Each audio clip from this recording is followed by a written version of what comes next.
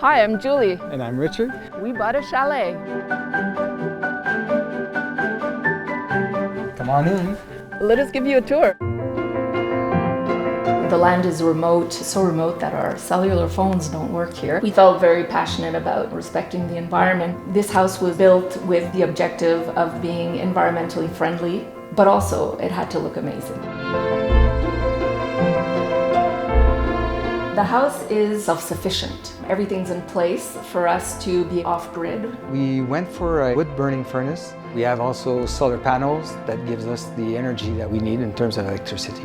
This is a passive solar house. It's designed in such a way to collect the energy from the sun. We can change the configuration of the living room. That helps to conserve energy because they're reclaimed wood. They, give a lot of character to the place, a lot of warmth. Ta-da! At the end of the day, you open the doors and all the heat goes back upstairs and you're all nice and cozy for sleeping.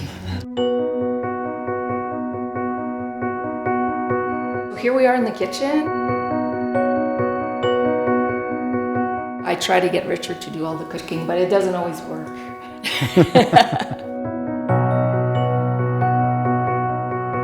We have our own vegetables and fruits. Very easy-going way of life in communion with nature.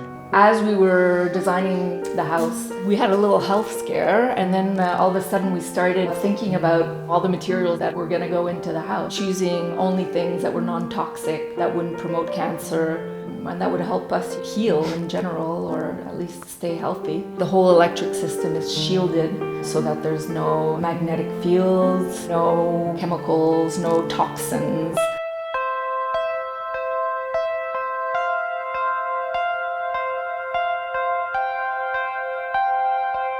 This is where we come when we don't want to see anyone.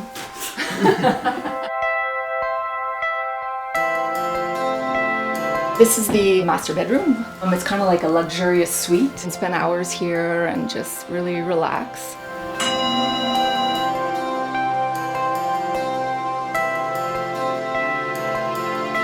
This is the bathroom. It's part of the suite. We feel like we're at the spa.